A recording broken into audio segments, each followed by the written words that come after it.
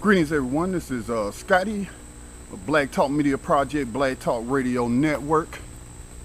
Just wanted to talk to you today about Tremaine Wilbourn out of Memphis, Tennessee. He is the young black man that has been charged with first-degree murder in the killing of a Memphis police officer. I forget the Memphis police officer's name. This Memphis police officer, I don't know how long he had been with the Memphis police, but I do know that he is former military. I don't know if he had a combat MOS, that means job skill or what. I don't know what he was doing in Iraq. I don't know how many people he killed. I don't know if he was another Chris Kyle or anything like that. All right, but that's as much as we know about him. But Trey, he apparently stopped or pulled up to a car. This is how the story goes. He saw a car that was double parked, so he went to go investigate it, to write a ticket, whatever. And then the way that the media is telling it, like, you know, this guy Tremaine just started firing from the back seat of the car, somewhere in the car, just started firing at this man and killed him. Well, the family is telling a very different story. The family is saying that Tremaine was in the car with another individual. They say that it was a drug deal, but it was only very small amounts of cannabis that was found in the car. And even the police said it don't make sense that he would kill that cop over such a small amount of weed, you know, that would not result in any kind of jail time or whatnot. And I agree with that. It don't make no sense. The story does not make sense. If I got just a little bit of weed in the car or whatnot, that I would, you know, kill a cop over a little bit of weed. That don't make sense. That don't make sense. What does make sense is the story that was relayed to us by his sister. And the sister said that they were in the car when the police officer came. The police officer snatched Mr. Wilborn out of the car, and then that he had his arms restrained behind him, but at the same time giving him a command to raise his arms. All right. And so he's telling this cop, I cannot raise my arms when you got my arms. All right. And so a struggle ensues. And Mr. Wilborn, in fear for his life, says that he had to kill this cop. Now, Tennessee does have stand your ground laws. We hear these cops all the time talking about they was in fear for their life, or these George Zimmerman types out here talking about they was in fear for their life and whatnot. Now, how come we can't apply that same standard to Mr. Wilborn? Why is it that everybody is assuming that he's guilty? And when I say everybody, I mean everybody. Because I'm not seeing any kind of support for him. His name has not been made into a hashtag that has gone viral or anything like that. There are no people outside of the courthouse for Mr. Wilborn talking about Black Lives Matter. He is a black man. Don't his life matter? Don't he have a right to breathe? Don't he have a right to go home to his family at night? So I'm saying, you know, we are taught that, you know, everyone's supposed to be innocent until proven guilty.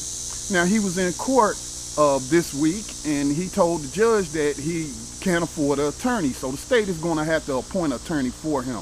And we know, you know, not to bag on public defenders, but we know public defenders, for the most part, are overworked and underfunded. They don't have near the budget to defend their clients as the prosecution has to make new slaves, all right, and to go after people. So that's a problem. That's a problem. Now, I know there was a GoFundMe page set up for Mr. Wilborn's family, and they got shut down and whatnot. And I have contemplated about using my own PayPal account to raise money for a legal defense fund for him. But, you know, the Black Talk Media Project, our mission is to focus on creating media platforms and teaching people how to use new media to raise the voices of black people speaking on issues that are important to us. And I really don't want to have to go that route and put our nonprofit in jeopardy like that, or losing our nonprofit or our ability to raise funds for our own organization. But somebody, preferably the family, needs to Start a fund. Go to a bank and set up a fund. Get the attorney to set up a fund. Get somebody to help you set up a fund at a bank so that we can contribute money so that he can have an adequate defense. Because we know Malcolm X told us, you know, what kind of justice can a black man expect when he going into court with only what the white man allows him to have. And again, I'm not dishing on public defenders, but we need a skillful attorney to argue self-defense, to argue stand your ground in Mr. Wilburn's case. Because we should have the right to stand our ground against anyone. It don't matter if it's Joe Blow on the street or Officer so-called Joe Friendly. If Officer Joe, so-called Joe Friendly wants to show himself to be an enemy and violate us and we are in fear for our life, well, natural instinct is to survive. It's to survive, okay? And so you do whatever's necessary to preserve your life. And I'm just kind of upset that nobody is talking about his case. Nobody's writing stories about his case. And I'm not trying to toot my own horn, but I'm the only one that has been bringing him up on social media. So all you people that like to tweet out these hashtags of all these victims, and where you at? Where you at? Where you at, Black Lives Matter? Don't his life matter? Or do you got to get permission from these white people that we hear is funding your movement? Do you got to get permission from them to go out here and protest for Tremaine Wilbourn? Does black lives really matter to you? Because if they did, then you would take the position that I take, that our ancestors have always taken, and especially Malcolm X, by any means necessary. Anyway, that's how I feel about it. I just wish that I was seeing more people talking about this case. I feel like this is a very important case.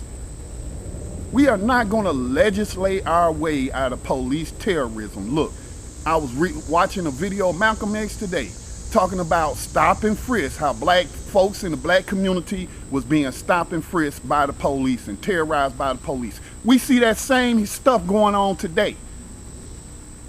So the civil rights movement didn't solve that problem. Getting the 1964 Civil Rights Act did not stop any of this police terrorism and victimization of non-white people in this country. So I don't want to hear about we need to, get behind some politicians that's going to put out the right legislation. No, we need to do whatever is necessary. Malcolm X said ain't no federal court, no state court, no city court is going to put a stop to this terrorism, that it is something that black folks are going to have to do for themselves. And I'm just very disappointed that the majority of people that are so active in the streets, so active on social media, that Tremaine Wilbourn's black life don't matter to you. This is Scotty. I'm out.